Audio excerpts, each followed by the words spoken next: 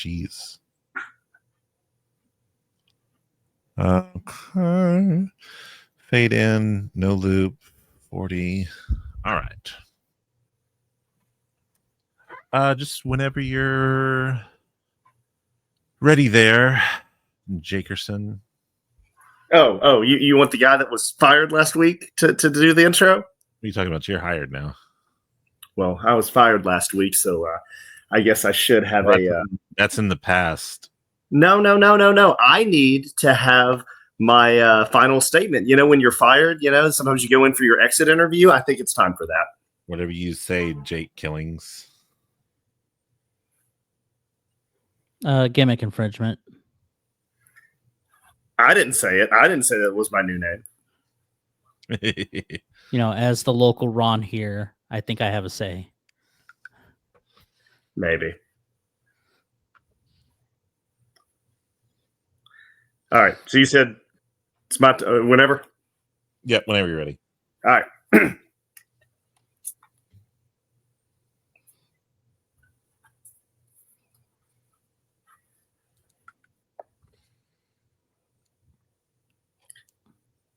Hello, Quick Pop listeners. As you know, last week I was relinquished of my role on this podcast. So I have a statement. For years, I've been telling you guys never to take no for an answer, to keep pushing, and never hang up the phone till you get what you want, because you all deserve it. You know this deal I'm about to sign? Barring me from a security building, barring me from this podcast, my home. What the hell is that? I'll tell you what it is. It's me taking no for an answer. It's them, Ace and Ron, them selling me, not the other way around. It's me being a hypocrite. You know I'm right. So, the question is, am I leaving? No, I'm not leaving. I'm not leaving. I'm staying right here. They're going to have to rip my audio off every track. Ace is going to actually have to edit something. Ron's actually going to have to not giggle. I'm here. I'm not going anywhere. And this is the Quick Pop Podcast.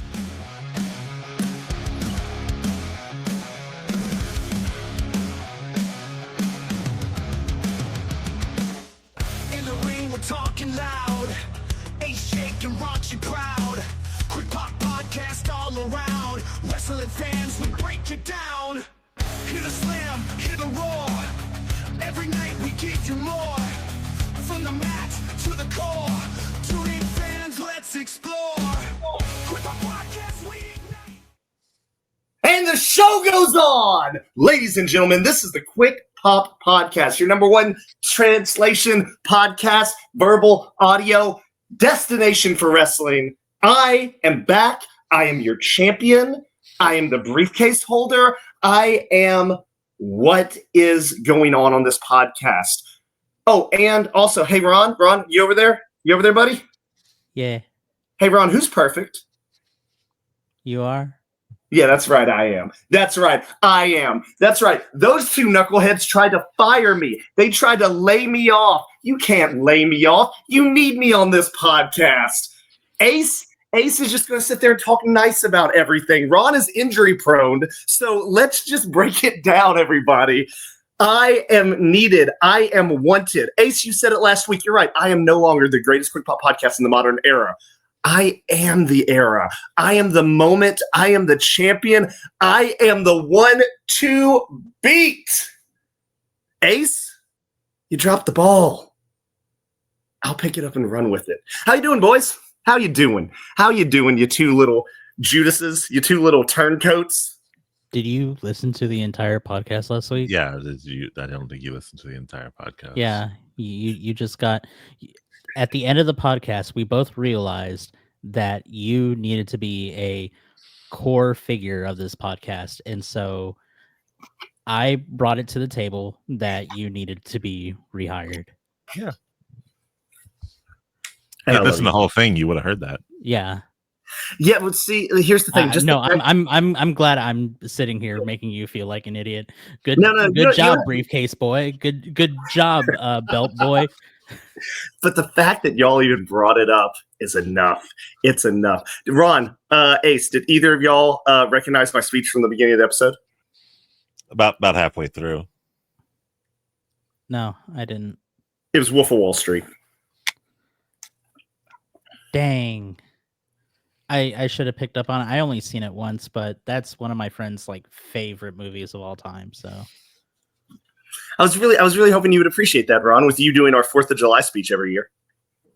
yeah. Oh, it's coming up. I mean, what? It's next month. It's Yeah. less than a It's month away. next month. Yeah, it's No, coming. no, you popped me when you talked about the giggle. I was like, oh my god, okay. I don't know if you, but I was like noticed what both what of is us, like, what is he gonna say? And then he's like, wrong with his giggle. And I'm like, oh god, he Giggle. got me. He got me. Boys, how's your week? Ha. Ron made a webcomic that explains his week. Mm-hmm. Well, explains my entire 3 weeks. Yeah, which I actually was very amused by. I was like, I hate that this told me exactly what I needed to know. Yeah. To think that the comical BS train that is like the past 2 weeks has now carried on to this week. Yeah. Yeah. You want to know what happened, Jake? Enlighten me, Ron. What happened? Got scammed. Say what? Got scammed. I need more words. What happened? So No, that's do the you word. do you remember when I was trying to get my car towed the 3rd time? Yeah. So the first tire service that we called apparently was a scam. Mm. And we didn't find out until Saturday, right before Money in the Bank, that funds were taken away.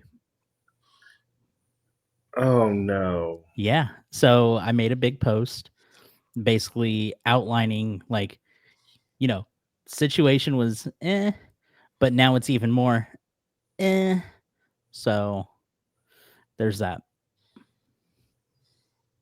We already talked to the bank and everything. It's gonna get taken care of, but I found out my mom got scammed too. So it's like, Oh, so wait. right. So they've stopped it and they've recovered the money.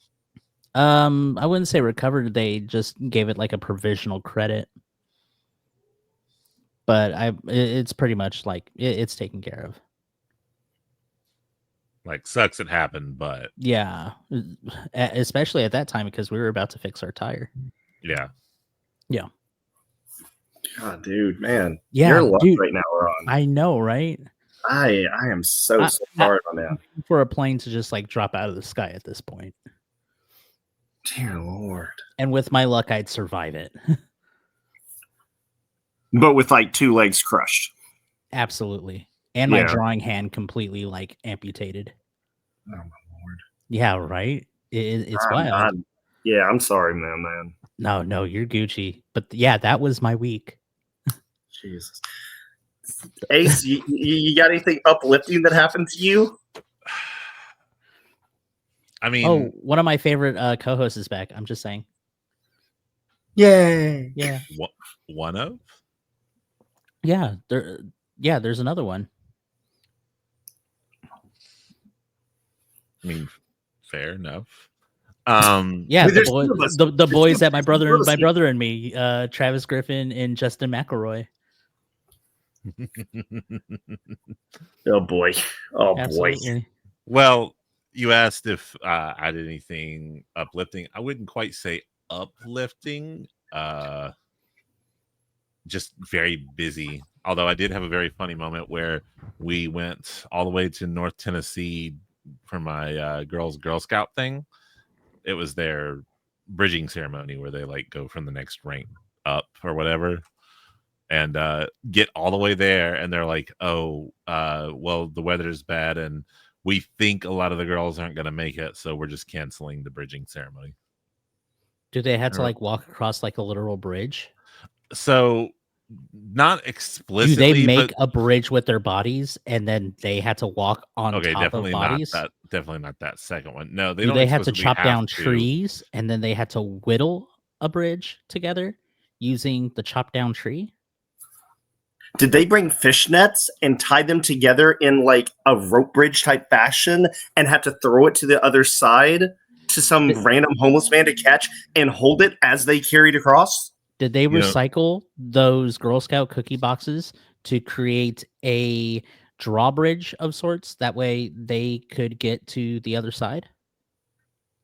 Did they have to melt all the Girl Scout cookies into one giant cookie and try to crawl across that to the other side? Did they have to take all of their sashes and tie it to the other side and create like some sort of tightrope to walk across? I'm out. You win, Ron. the But best okay, part is I led with they canceled. I didn't Y'all hear just that part. went to town. I No, didn't hear did that they do part. blank? And I was just like, it was canceled. Yeah, but Jake and I both don't know how Girl Scout ceremonies go, and so yeah, I've both never of been a us were Girl like, Scout.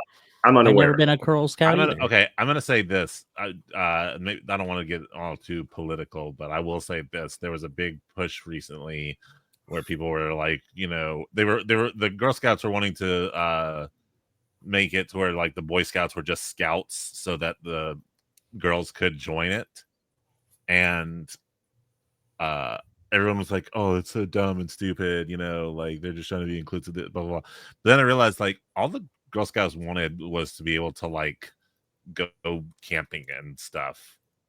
Like they just wanted to be able to do outdoor stuff, which Girl Scouts don't really like push a whole lot of. And I was like, yeah, that's dumb. Why don't they? Mm. So So what do they do for the bridge? How So do they bridge? what they would have done is actually, yes, like they when it's not canceled, they have this little like when it's indoors, it's a little bridge prop thing that they walk over, and they're like, oh, you're going from one rank to the next. Do they build the bridge? No, they don't build the bridge. It's a prop that already exists. How fast would they be able to build a bridge? I mean, it's a really small bridge, and they do have some like construction training. So yeah, but they say Jake. If you were a Girl Scout, Jake, how fast would you do it? Okay, first, I wouldn't do this half-ass. I do nothing half-ass. I have a wig on. I have a dress. I have a sash. I am a Girl Scout. Why? Wait, where'd the sash? I would push all because I'm merit badges. I have merit badges. Of course, I have a sash. I have merit badges. I am a top-notch Girl Scout. I don't do it half-ass. I'm doing. Jake is also a pageant queen. Jake is also a pageant queen. So that's right. I am pushing all those girls out of my way, and I'm building that bridge in 60 freaking seconds. 60 seconds. Wow. This is the quick pop, quick minute. I don't even want to do it now because y'all are just. This is a quick pop, quick minute.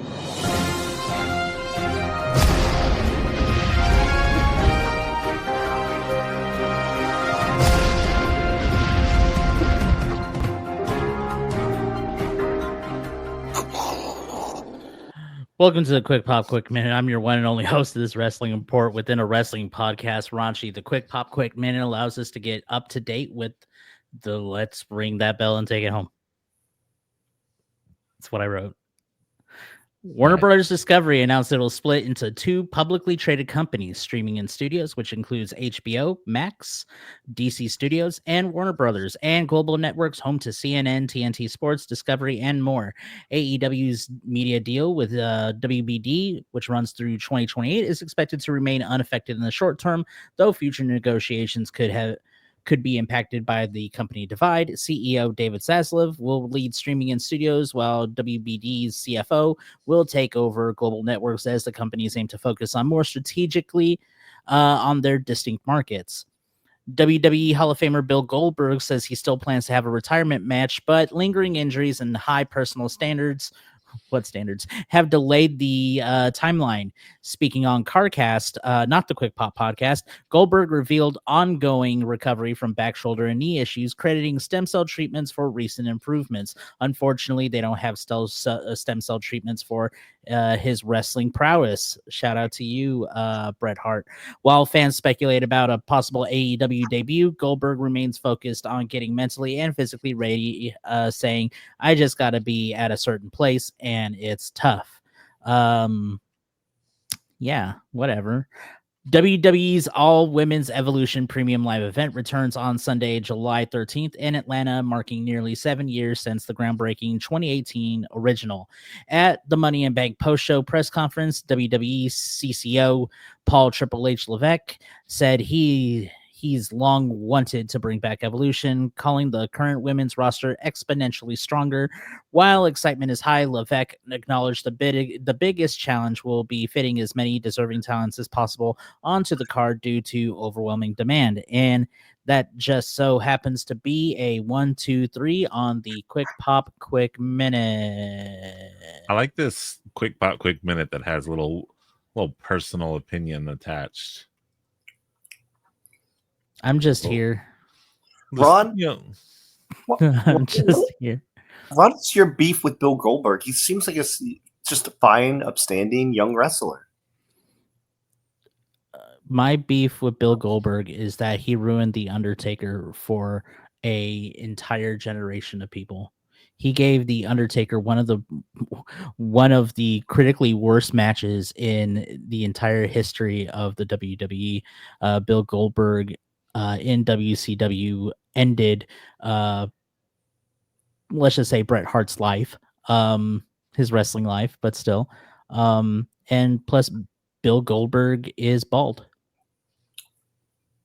The last one's the most egregious. The last one's the most it. surprising. I hate it. So I will say this, Ron. I am not a Bill Goldberg defender. I think he is poo-poo pee-pee. But him giving Undertaker his worst match, that is Giant Gonzalez. That is not Bill Goldberg. That is Giant Gonzalez at WrestleMania 9. That match. Yeah, well, there was no mystique to Giant Gonzalez. There's mystique to The Undertaker, though. True. I understand. Worst match, definitely Giant Gonzalez, but the most damaging match was Goldberg Taker. I'll agree with that because Taker's more built up by the time he faced Goldberg. Yeah, and Giant Gonzalez, when have we ever talked about Giant Gonzalez other than one of the worst matches in WrestleMania 9? I know. I just like talking about Giant Gonzalez. He's a Giant Gonzalez fan. This old Jake and Burgers. He was giant, and he had airbrush muscles on his tights. He was the Colossal Titan before the Colossal Titan was the Colossal Titan. That's right. Yeah. So, as you can tell, everyone, Ron's super energetic to be here. But for the rest of us, we are tired because there was way too much wrestling this week. You had a 4-hour AEW show, you had NXT AAA War of the Worlds, and you had Money in the Bank. So I'm going to ask you guys. Hey, Jake, I'm going to ask you a question. Oh, ask me, yes. Jake, I'm going to ask you a question. Hey, Ron, ask me a true question. What was the biggest takeaway from the AEW Super Show that they had for 4 hours on TBS, Dynamite plus Collision, back to back on the same night for 4 hours? What was your biggest takeaway from that, Jake? Only you, Jake. Okay, my two biggest takeaways were, number one, Will Ospreay and Swerve Strickland are facing each other this week on Dynamite. I thought that was going to be an all-in thing. It still may be, but yeah, who knows? That's a summer blockbuster?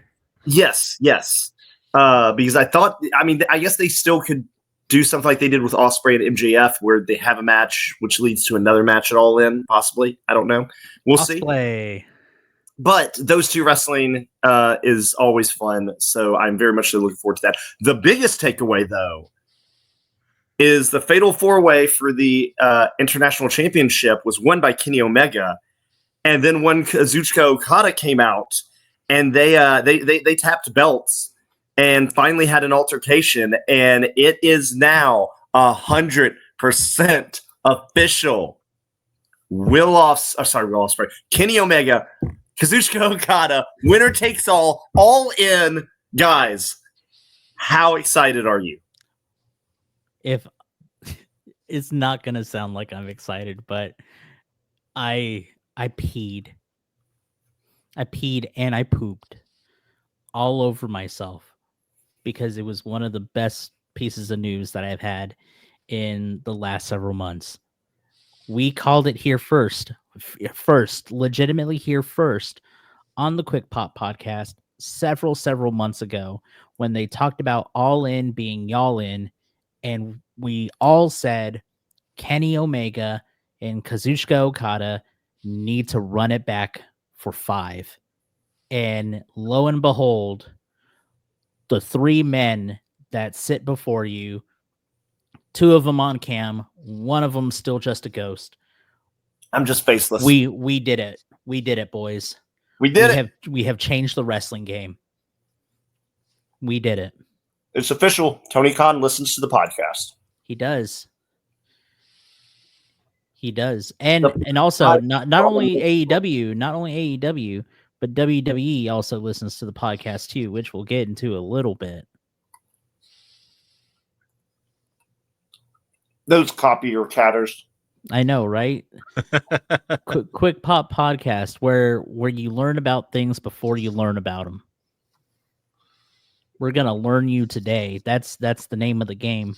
You gonna learn today. You're gonna learn today. Ron and or Ace, I have to ask you, did either of you watch Worlds Collide?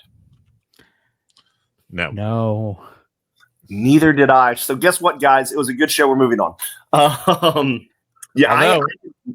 Afternoon shows is very hard for me with the kids. I'm sure Ace is the same way.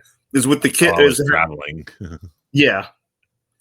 It's just afternoon shows are hard. Afternoon shows are hard. I got no excuse. I've been watching Prison Break. What season are you on? I'm on season 2, near the end of season 2. And now, is this a rewatch? Yeah. Oh, obviously this is a rewatch. Okay. I've after watching Breaking Bad, because I finished Breaking Bad, I apparently my partner hasn't watched El Camino yet, so I'm waiting for there to be a good time for us to watch El Camino, and then then we will be done with the Breaking Bad universe. But I needed something a little more, so Prison Break. Heck yeah. Yeah. Heck yeah. Good show. I love Prison Break.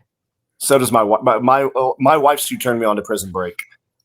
She watched it when it was live. I did not, and she was like, "Why didn't you watch the show?" I was like, "I guess I just didn't." And she's like, "We had to fix this." I watched the first season live, but then I ended up catching up with the rest of the season whenever it became part of like streaming media service. Little known fact about Jake's wife. She has like an entire like tattoo of the house that they are in, like on her back. Oh yeah, with the way to get out of our house at any given time. Yeah. Has like a Sistine Chapel, where to go, has like scripts and it's brilliant. Yeah, her goal is here in a few years, she wants to have tattoos all over her body of different places we have been or might go, and all the different exit strategies to get out of them. Yeah, no, take her to an escape room. My gosh, Jake. I know, dude. I have. She's pretty good at them. Yeah, heck yeah. Anyway, there was a pay-per-view this weekend, or a PLE, that we did all watch, and that is Ron. I was going through it that day. That's fair. Okay, me and Ace. Okay, wait, let me look over at Ace. I'm just a disembodied head. Ace, that me and Ace both watched, maybe. Yeah, you saw my comments. I know. I know. I'm being. Hey, we have viewers here. They don't know our side chats. They don't know what we say. I can make it suspenseful. Did Ace watch it or not? tune in next week to find out. Come on now. I get to Look, be really Ace hate- during an AEW show now, so I'm I was just to gonna say, sit I back really and hate relax. to be Yeah. that guy, but like the question of did Ace watch the WWE PLE is like, yeah. All right, Ron. We can do one of two things now. The Yeah. first is you be Ace and you just like ask us questions and we talk about it. Or I'm Excalibur. I Or- announce on AEW programming. or I am Ron, Ace. you can do what I was on did, Family Guy recently. I'm Ace. Ron. I Or lost you my belt. I'm Ace. I love that this, No, keep I love going. that this I love that this is not an impersonation. He's just saying He's I'm just Ace. saying I am Ace. Yeah. No mannerisms. Yeah, just, like, No, no. yeah, happen. Jake. It's not Ace of Spades cards. Only one S in spade. No, what? No, there's definitely an S in spades. Please get that right. That's where everyone gets it wrong. Ace of Spade card. No, that's somebody else. Yeah. Ace of Cards. Raised a lot of money for St. Jude last month. Yeah, he did. He's a good boy. I'm Ace. Okay, so Ron, or you can pick what's I'm behind Ace. door number Don't you 2. love when I constantly talk in the first person? I know, right? Ron, Yeah. or you can pick what's behind door number 2 and do what I did, which is you tell us how you think the match went. Do you want to be Ace or do you want to be God. Oh God. Oh man. Oh man. You just opened up a big biscuit of worms, my guy. Here I we know. go. Here we go. Yes! Here we Also, go. I love this. Yeah, I got to be honest. The last time I didn't watch WWE pay-per-view and we did that, I walked away from the podcast going, do I just need to miss WWE pay-per-views? This is so much more fun just doing what actually happened. All right. Well, then I'm going to read out the card, Ron, Okay. and you tell us how it went, and then me and Ace will review what happened. So, Ron, in the opening match, it was the women's Money in the Bank ladder match. Okay. Ron, how do you think that match went? Who was in the ladder match? Oh my, Ron. Okay, no, I looked it up. He I didn't looked- watch. She didn't know. I didn't That's why watch he's it. You asking. got okay. I know. All right, here we go. So, what happened in this ladder match is that there's a ladder in the middle of the ring, and like the ladder was actually in the middle of the ring this time, and then there were 6 people in there. It was Alexa Bliss, Julia, Rhea Ripley, Medusa, Miss Elizabeth, and Stephanie Vaquer, and the ladder all of a sudden started doing like an Animorphs thing, except it wasn't an Animorph, it was a freaking ladder. And the ladder turned into oh, and also I heard about this because it was on the internet. So I'm assuming that this was true. That the ladder was sponsored by Fireball. And so the ladder like animorphed into Mr. Worldwide himself. This was the true reason why I didn't watch. The Fireball ladder animorphed into Mr. Worldwide Pitbull himself, and he was screaming at everyone, going "Dale, dale!" And Stephanie Vaquer basically shot a man dead in the middle of the ring, and then out from Pitbull's like corpse, like his stomach like split open. And you see Naomi just like crawling out, and it was like little Naomi fetus, but then she got reverse Benjamin buttoned and she floated up into the sky, and she got the briefcase and she was hanging on it for like 10 minutes, reciting Mexican Independence Day, where it was like the speech from Independence Day, but it was in Spanish. Then all of a sudden, Will Smith, he snapped the little chain because he has psychic powers, and Naomi fell with the Money in the Bank briefcase. That's what happened. Oh my God, Ron, that's like dead on. Have you read the rumor? Apparently, at SummerSlam, it's going to be Will Smith and Naomi versus Stephanie Vaquer and Pitbull. Ooh, I won't watch it. It has Pitbull. I won't watch it. Oh man, I should have told you.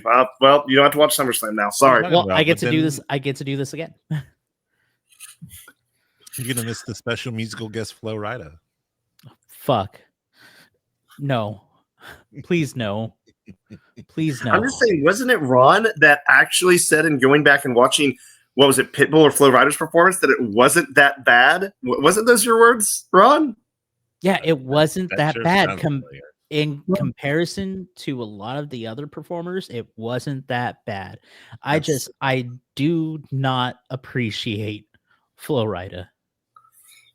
You don't say. But yet you have a shirt like as big as One Man Gang that you wear around your house promoting Flow Rider for some reason. Yeah. It's not like I lost a bet or anything. I mean, the bet's over and you still wear the shirt.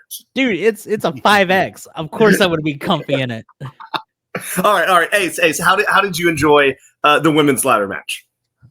It was pretty good. I was surprised at how long it went. I was like, yeah, they gave them time. They gave them a lot of time. A lot of time. I thought they had some cool spots.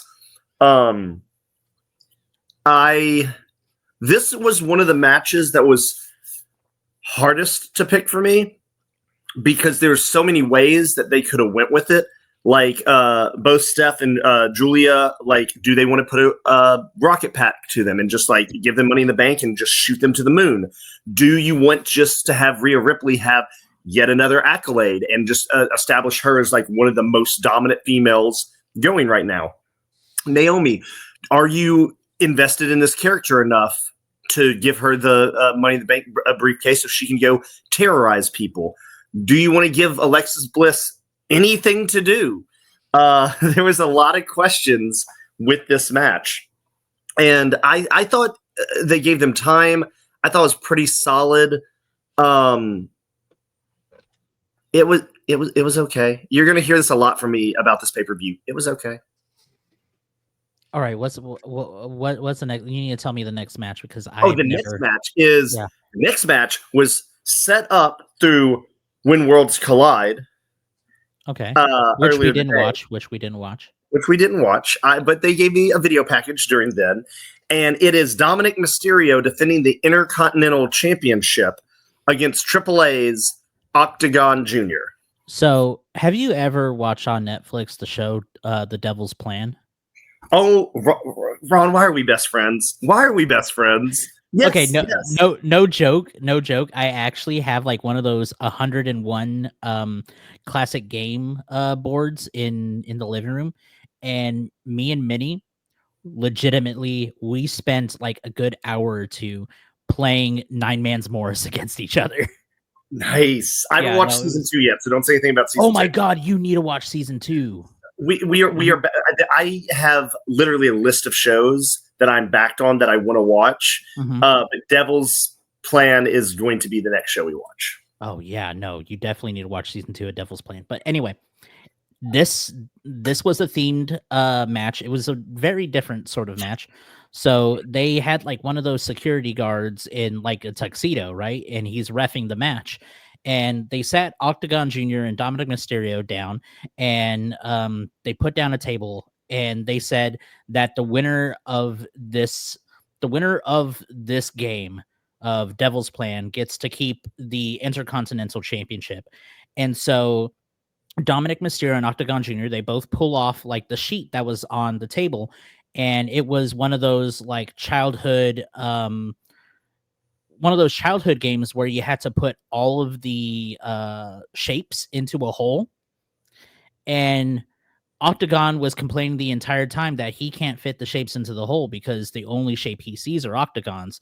And so nothing looked right to him. And Dominic Mysterio just wham, bam, thank you, ma'am, just put all the little shapes into the correct hole. So the circle, he put into the square. The square, he put into the square. The triangle, he put it into the square. A rectangle, he put it into the square. A pentagon, he put it into a square.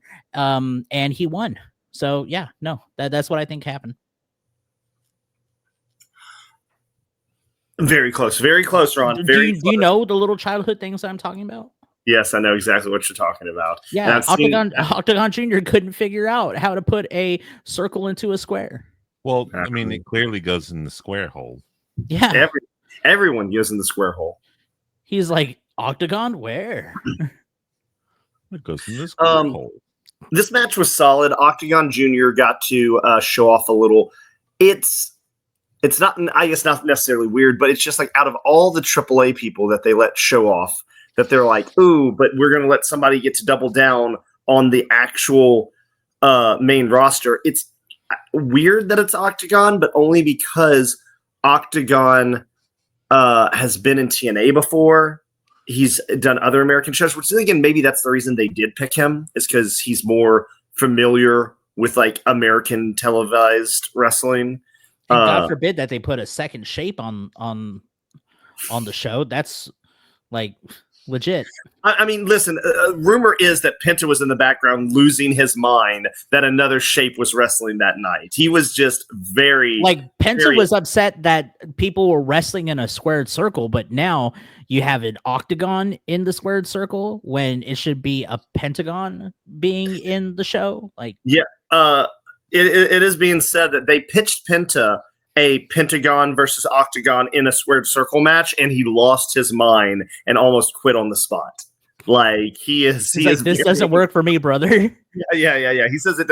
He grew blonde hair and said, "This doesn't work for me, brother." But no, it was a fine match. Dominic's really coming into his own as Intercontinental Champion, and this match really allowed him to kind of show off his in-ring ability more than I've seen him do in a while. And so I think he is really going to use this Intercontinental title run to try to show more of his in-ring prowess. But once again, it was okay. Ace, you have anything to add?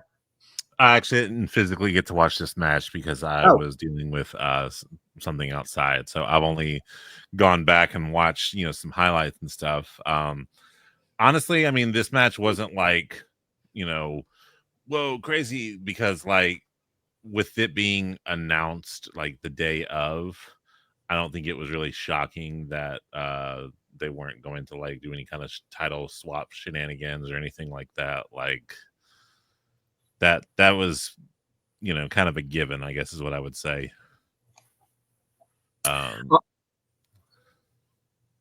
ahead. Oh, okay. That's all right. I didn't want to cut you off. All right.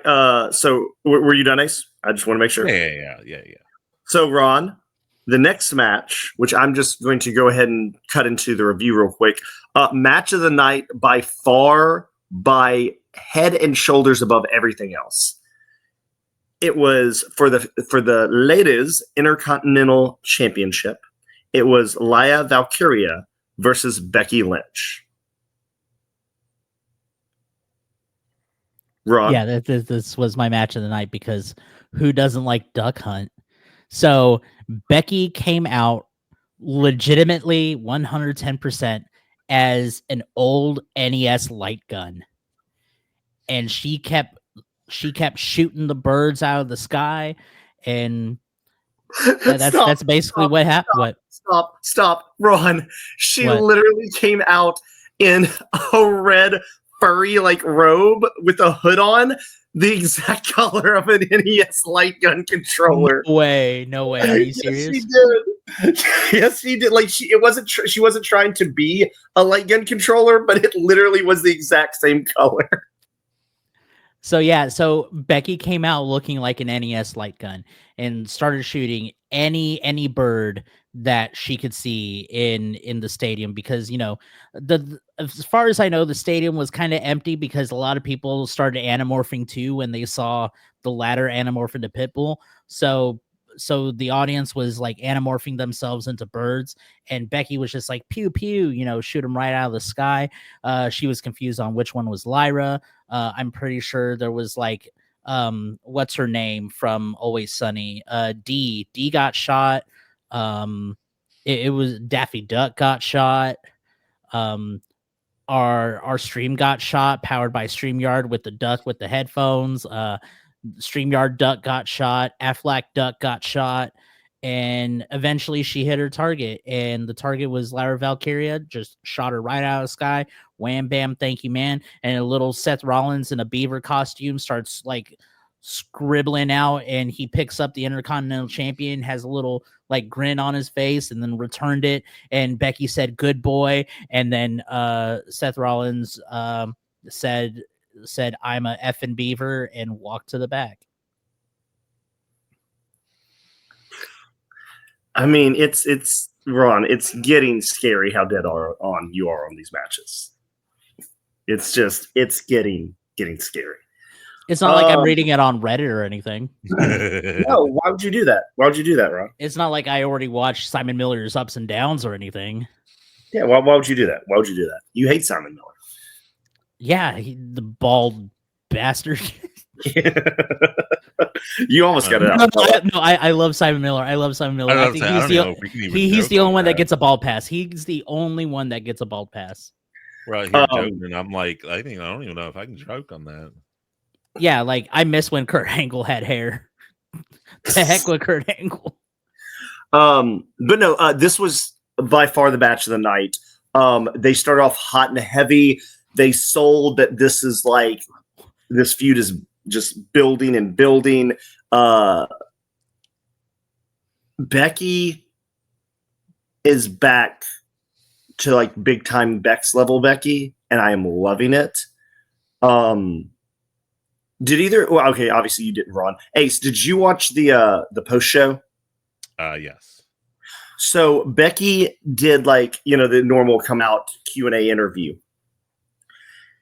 And never have I seen somebody in WWE so far. Like they'll do stuff to like, kind of push a storyline, like with Ron and John, him putting them through the table and stuff. But Becky sat there and through these questions that they asked her, she literally broke down her storyline with Valkyria. It's like, oh, just in case y'all don't know what the motivations are. Like, she didn't say that, but she just broke it down. She was like, yeah, I came back to settle my score with Liv. Then then the next Monday on Raw, we lost the title and she made me a loser. I'm not a loser. So I beat her up. And like, now I want the Intercontinental title and she didn't act like I was deserving of it. That's disrespectful. I taught her how to be a wrestler. I'm the reason she's in this. Like, and just did like through these questions, just literally explain to everyone her motivation from WrestleMania to now.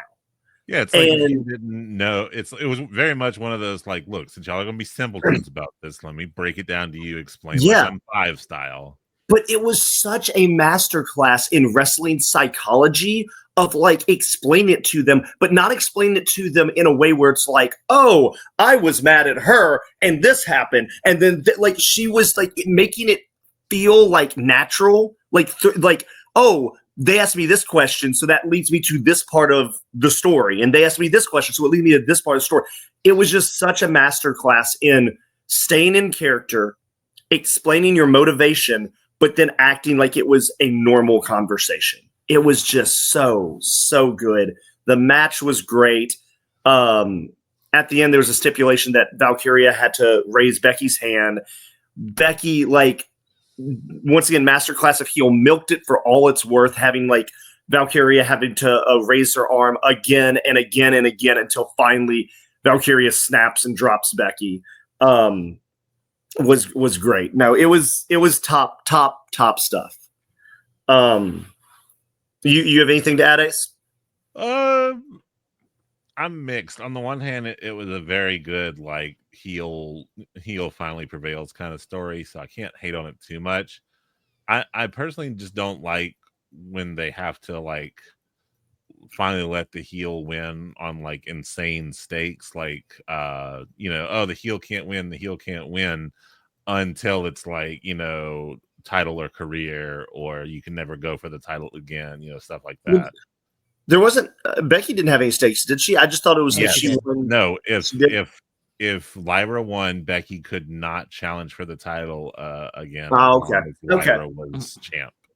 Okay, I did not realize that. And that's the only thing I didn't like, is this was now like the third time she was taking a stab at the title with Lyra as champ, and so that's why I say I kind of hate the like oh, now I'm gonna win it kind of mentality that they sometimes give heels of like, now that there's these super stakes.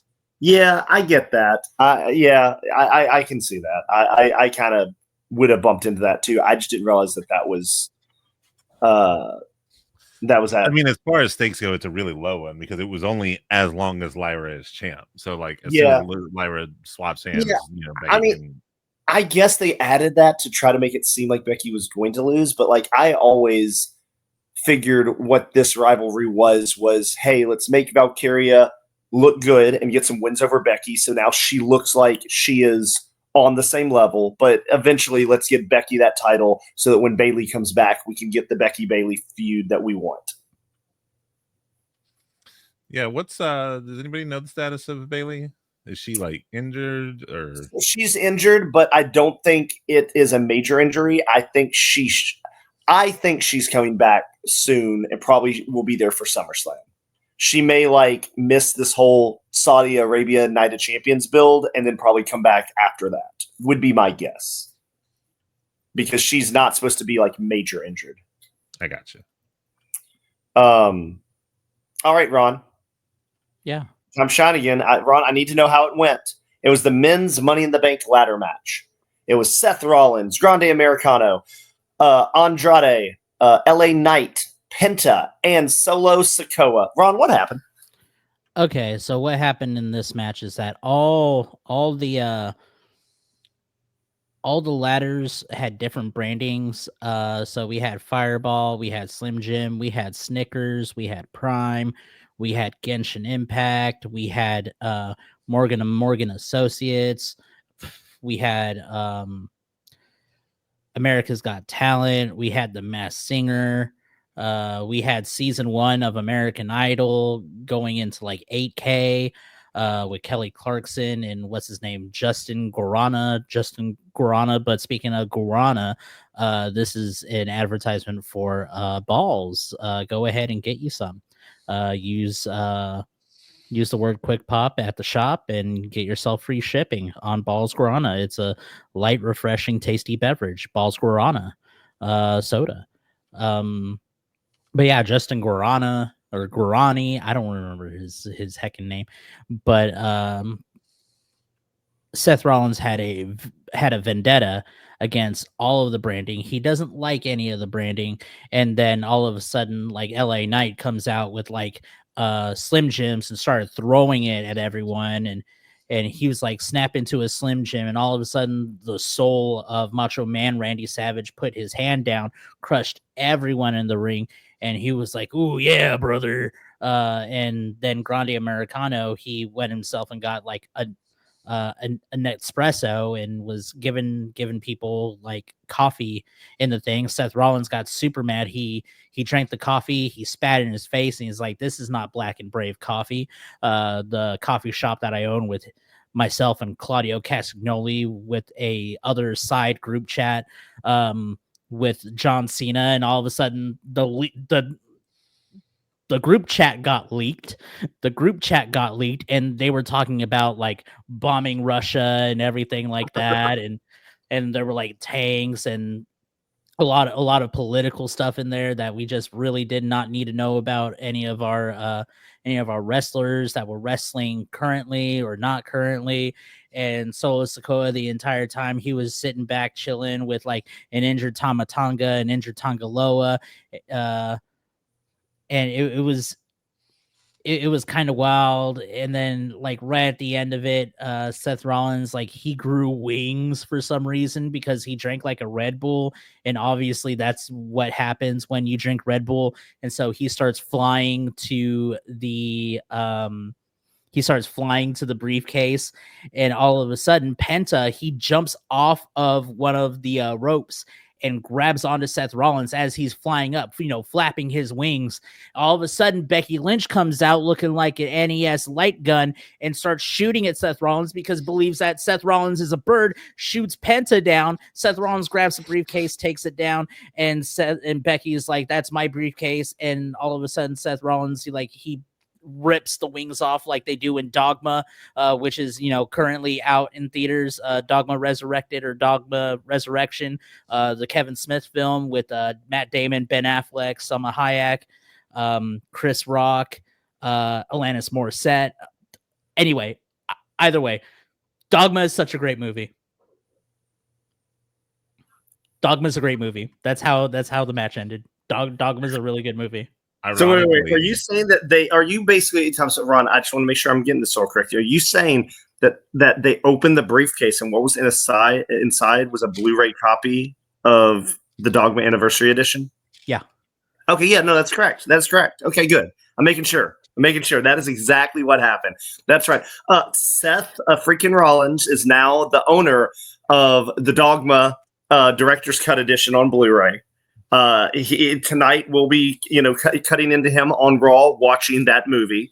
And hey, he hopes to be heavyweight champion someday, but priorities. This was a pretty solid match. A lot of interesting shenanigans. So I'll get into what happened, then I'll get into my confusion, right? So at one point in that there's this one Ron, if you don't watch this match, you need to go online and find highlights of the series this one series they did that's amazing. They have a ladder in the ring and a ladder leaned against a turnbuckle. I forget who was climbing the ladder. Grande Americana outside the ring, gets on the apron, climbs to the top rope, grabs the ladder, pushes it, swings with the ladder to hit the ladder that's standing up, punches the guy, throws him off the ladder, reaches for the turnbuckle, then LA Knight runs up the ladder that he just got up there, grabs Grande Americana, and does like a spinning side suplex off the ladder. It is like all like fluid motion. Like it isn't like, oh, the ladder hits, he knocks the guy off, then they wait a second to set, that everyone's okay. No, it's like he knocks the guy off, reaches, and then the next thing you see, LA Knight's running up a ladder to grab him. It is smooth. It is. Yeah. Go find that sequence. It's amazing. But we had Seth Rollins calling out his boys, which we expected, start to beat everyone up. Then Solo calls out his crew, and then Solo's crew takes out Seth Rollins' crew, and then Jacob Fatu sets up the ladder, and then Solo starts to climb up the ladder. Then Jacob Fatu grabs Solo's ankle, and when Solo looks back, he says, "Solo, I hate you," and pulls him off the ladder, drops him, pulls him out of the ring, and then throws him through at the table. I hate you, Solo. So I enjoyed that, and I thought that was an interesting way to turn Jacob Fatu fully babyface, is have him turn on Solo, because that's usually Solo would turn on Jacob Fatu, making him a babyface. So I thought that was a very interesting way to do it. What bothered me, however, is Seth Rollins wins the briefcase, right? Yeah. That's fine. This last Monday, I was watching all the interview segments, and Sami Zayn had an interview segment with CM Punk before his triple threat match, where basically he laid it out there. He's like, "Hey, you have to win, Punk, because someone has to be in that match that realizes how big of a threat Rollins is. Because if he wins that briefcase, like things here are going to get really bad. Like we have to make sure this doesn't happen." Then CM Punk didn't win the match. And then when Rollins' group came out, neither CM Punk or Sami ever came out. They never tried to stop him the first time when his group came out. They never tried to stop him when he was the one climbing the ladder and was about to win. How are you going to put a speech where it's like, oh, we have to stop. We have to stop Rollins unless he brings his dudes out. Then don't. And then it's like, oh, we have to stop Rollins. Then Punk loses the match. It's like, well, neither of us are in the match. What are we going to do? It's like, what? It's like Rollins' guys have come out. Solo's guys have come out. Punk nor Sami could have ran out. I'm not saying that they'd have stopped Rollins. It makes sense for Rollins to win, but shouldn't they have tried? Like that would have absolutely set up that like the resistance, because you're already trying to push this whole that Rollins is starting. So why not have the resistance come and at least resist a little bit? Exactly. Like it was just so bizarre to me that you had 4 men come out and interfere that were not in the match. But then Sami and Punk were like, I mean, we have the night off and we're not in the match. What are we going to do? Right? Like it was just very bizarre to me. Rollins winning, I think, is the right call with that group on the rise. And now Rollins is immediately a credible threat for the heavyweight title. But Punk and Sami having nothing to do with that match was bizarre. I'm worried that because Rollins is known for the heist of the century, they're gonna push him off using it all the way till Mania at Vegas. I'm thinking he's cashing in tonight. You think tonight after Gunther Jay? Jay Gunther tonight. He cashes in because Jay will beat Gunther. Gunther will beat the ever-loving piss out of Jay, and then Seth's going to come in and cash in. I mean, I can see it. If he doesn't officially cash in, he will try. I don't see him not trying. You know, I don't see it. All right, Ron. Yes, Ron. So we are at the main event. It is John Theodore Cena versus John Felix Anthony Cena. Oh my God. John Phoenix Anthony Cena versus Logan. No One Wants You Here, Paul. No, sorry, teaming with Logan. No One Wants You Here, Paul. Against Cody Ulysses Rhodes Raheem. and Jey Uso. Cody Raheem Rhodes. Cody saving us from racism, Rhodes. Yeah. Pause. Before we get into this match, did either of y'all see or hear Cody Rhodes' podcast where he was interviewing his wife? No. He actually I think I've heard pieces. He actually asked her, he's like, so what do you think about the Cody Raheem Rhodes thing? Well, we had to see, like, you had to get, permission from the delegation. But I just find it funny that he was like, so how do you feel that people are saying this? All right, Ron. What was her answer? I'm genuinely. Her answer literally was, he was like, so what do you think about this? And she's like, I honestly don't. And she's like, I've seen the videos and stuff. And she's like, I don't know. She's like, it's just people like goofing off online. And she's like, I don't really think about it. So nice. All right, Ron, how'd the match go? Okay, so John Cena and Logan Paul, they have decided to merge themselves into one mind, one body, one soul through an act that is indescribable. And they become John Paul, the Pope, the resurrected Pope himself. And he was blessing people left and right. You know, those like videos where like you had like a speaker sermon guy and he was just like banging on people's heads like, you have been healed, and they start falling backwards and going into like religious convulsions and whatnot. So revived Pope John Paul just starts like just touching everyone, and everyone's like passing out until there's only like two people in the ring. It was Cody and Jay. And so Pope John Paul comes up and he's like, you have been healed. And Cody and Jay are like, dude, we drank the fucking wine, bro. We got the blood of Christ in us, son. And then they start beating up on Pope John Paul. And it got so crazy, so intense. It almost seemed like downright blasphemous. They got the cross that they put Stephanie McMahon on during like the Ministry of Darkness with the Undertaker and everything. His career wasn't yet ruined by Goldberg and all that. So they brought everything out. They put Pope John Paul on the cross.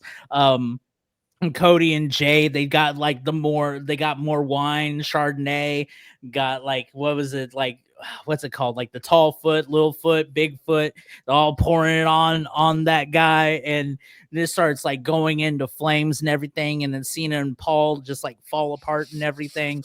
And all of a sudden, out of the blue, Cena and Paul come back. They start getting Cody Rhodes and Jey Uso, the old 1-2. Paul has his like super punch, and John has his like lightning fist. And then they came together like the Predator. And he was like, Dutch, you son of a bitch. And then bam, like biceps on biceps on biceps, just amassing a reign of terror. And then finally, when all was lost, Cena and Paul were about to win. Ron comes out.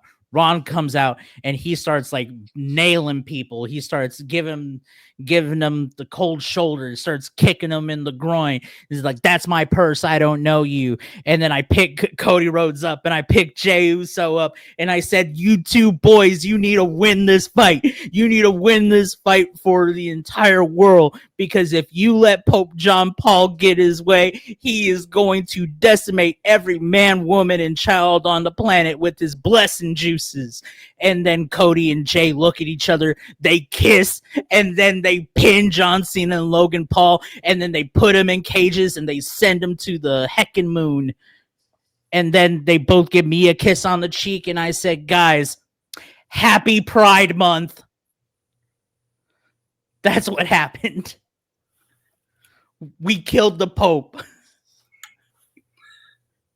Dear FBI agent that definitely listens to our podcast, please don't take that out of context. Pope John Paul's already dead. Yes, but you ended that with "we killed the Pope." Pope John Paul. They need to get the context. You didn't say specifically that. Okay, we killed Pope John Paul. Still not the second, not the second one, the first one. The first one was an evil bitch. We here at the Quick Pop Podcast do not agree with any of these thoughts, prayers, or actions of Raunchy Ron. He is doing it on his own. These are his opinions and his alone. We here at the Quick Pop Podcast. I've seen it. The WWE had it on their show. Not seen it. It's different. You can't see Pope John Paul. So okay. The match was what it was. Let's get into the nuts and bolts with it. The very, very end. Let me say one thing. Yep. We have always been Logan Paul haters, and will continue to be Logan Paul haters. Yes. That being said, he definitely shows one of the assets he brings, which is that like social media, what will look good background. The whole bit where he was holding the drone and got like hit. I can't hate that. That was a good shot. No, listen, ever since he did the drone entrance at Mania, and the fact that he has kept it's a pretty fun entrance. The fact that he did it in the middle of the match and then they turned it into a spot was really cool. I can't deny that. Like there is always a done the level drone shot, but like taking it and like to the mat with it, that was nice. There is a level of ingenuity and creativeness that he brings with those type of spots. It also doesn't help that he's super athletic and can do the springboard kind of lion salt to the table. That was a good spot too. But like I said, the match was okay. But R-Truth coming back at the end. What? Didn't see that coming. That was so good. What? When just Mass Dude came running in, I was like, is this Jimmy Uso coming to back up Jay? And like the shirt popped up though, and you got to see, the skin. You're like, nuh-uh. I am very mind blown by wrestling fans though. Because that happened. And of course, then the conversation started immediately. Oh, hey, was his firing a work? Or did they rehire him or what? Right. And listen, justifiably so. Right. But by the next day, by Sunday, it had come out from multiple people that no, they let him go. People started chanting. WWE knew they were going to get backlash from announcing WrestleMania 42 in Vegas. And backlash had already happened, so they couldn't really do anything with it. Well, they were about to officially announce it. And so once they officially announced it was, yeah. I hate you, Ace. But anyway, and so they hired him back because they were already going to get some bad PR. And hey, let's run with this and do it. And I can't believe that that all has come out. And there are still wrestling fans be like, oh, it was a work, stupid Mark. It's like, whoa. You don't want to believe that this company actually listened to you and made a change. You want to believe that they just lied to you. You don't want to believe that this company actually. Why can't you believe that maybe WWE was like, hey, TKO, this is not going to work. You gotta do something. It's like, dude, this is going to be bad press on bad press on bad press. Let's get this guy back here and let's get him in an interesting story, right? I just don't understand how it's like, here is every bit of information that says this guy was let go, and then they said, oops, our bad, come back. And they're like, nope, work. It was just a work. You're being worked, Mark. I don't understand wrestling fans. Sometimes you can actually just be happy that you were heard. It doesn't have to be a story. It doesn't. You could just like take credit for it, wrestling fans. Yeah, it's like it was the Why perfect. Are you so closed? Yeah, it was the perfect storm of bad PR in the midst of letting somebody's contract expire that got even more bad PR, and then they were like, "Ooh, yeah, we can fix this one bad PR thing." So it's just like I don't understand. It's like celebrate if you're a big R-Truth fan, celebrate that. Hey, he got let go. We told everyone, hey, we don't want him to be let go, and so they brought him back. That's a good thing. That's a great thing. But And he's no longer R-Truth. He's not R-Truth, but it's smart the way he's doing it. Yeah. He's coming back as they fired R-Truth. They hired Ron Killings. Well, it's smart because he actually, I think he said, or it was reported that he knows he doesn't have a whole lot left with the company. This is his like last comeback, and so getting the Ron Killings name back out there so he can like run with it on the indies is smart.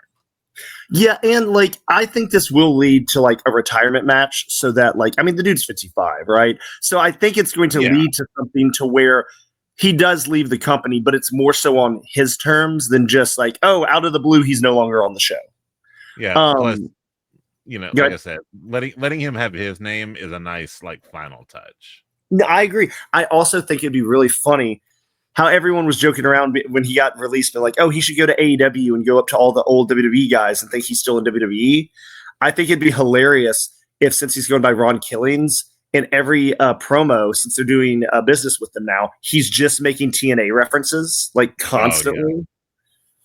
Like just nothing but TNA references. Apparently, I heard that this new run, he's going to be a lot more serious. Yeah, so and the that's comedy what I really that we know excited to see done. Is a lot of people get to see like old school Killings. The killer. Yeah, I'm cool with that. I'm down. I'm down. That being said, let him still come out with what's up. That's timeless. Oh, that being said, if you did not listen to the Quick Pop podcast last week, we basically gave you the biggest spoiler alert when it came to R-Truth storyline. Because what happened? We fired Jake. We realized it was a mistake.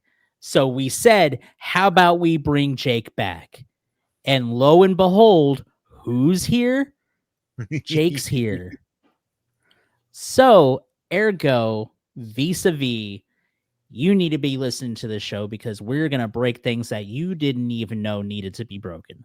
And see, sometimes, good point, Ron. See, like sometimes on this podcast, we can't tell you the information we have. We have NDAs and all that stuff. So we'll do storylines where I'm not here and they're going to bring me back. We're trying to tell y'all what's happening, guys. You have to, it's like a Taylor Swift song. You have to read between the lines, guys, to figure out what we're talking about.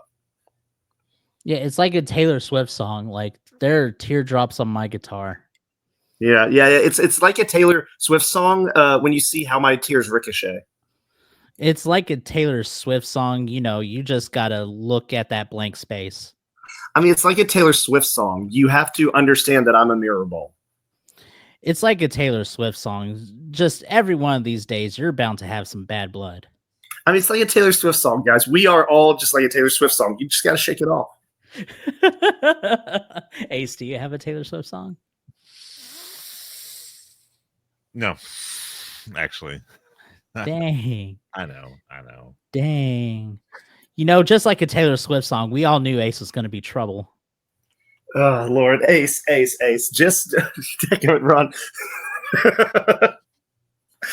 I had another one, and I don't know why, but as I was about to say it, it registered with me. I was like, God, that's too good. I'm not even going to follow that one. You know what?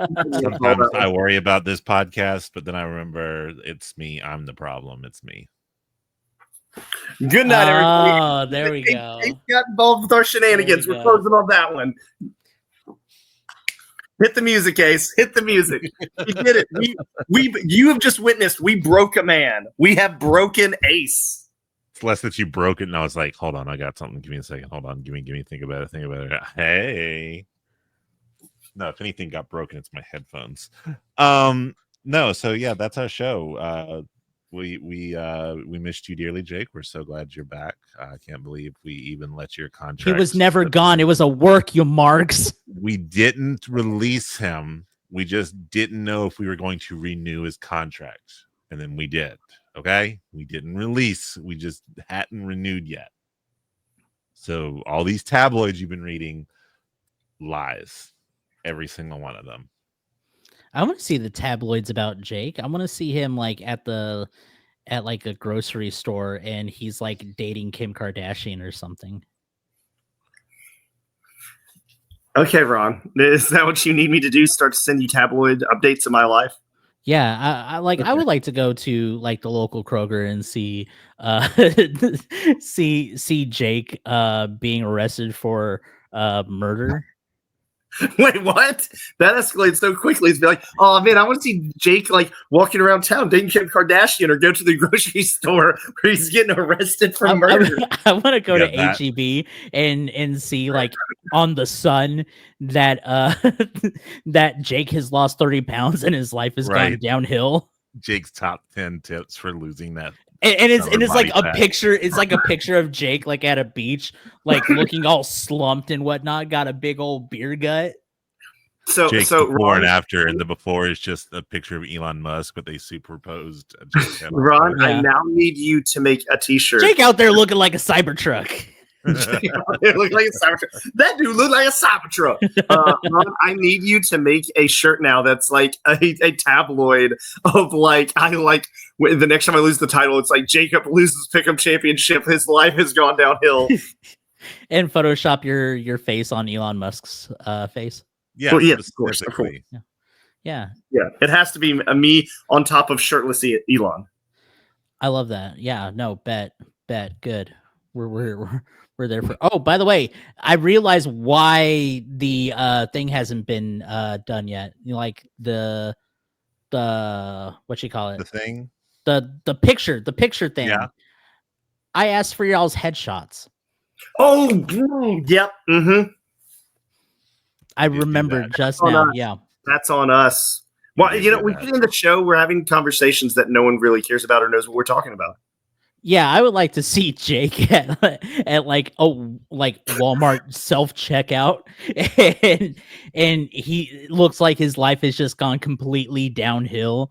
Like he lost the mansion, he lost the belt, he's lost the kids, and he's looking like Baron Corbin trying to open up a SpaghettiOs can on a curb.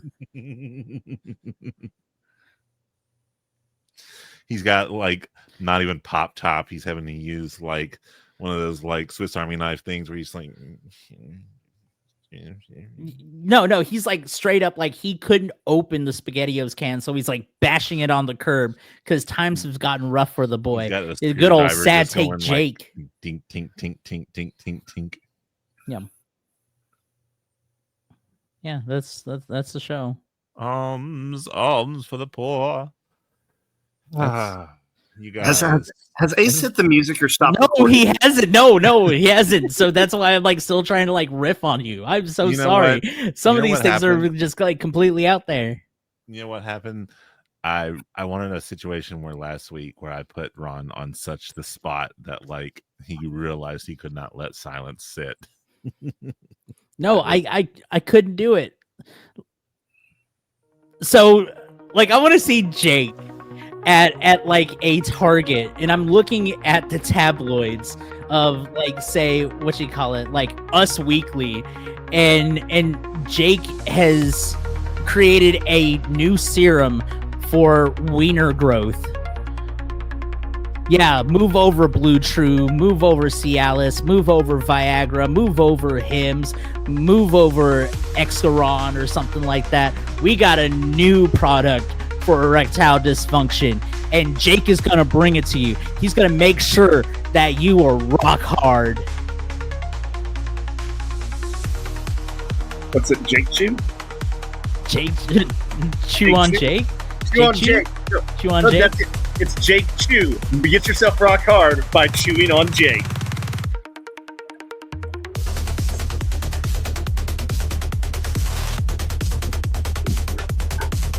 And the stocks dropped harder than this drop of the music outro.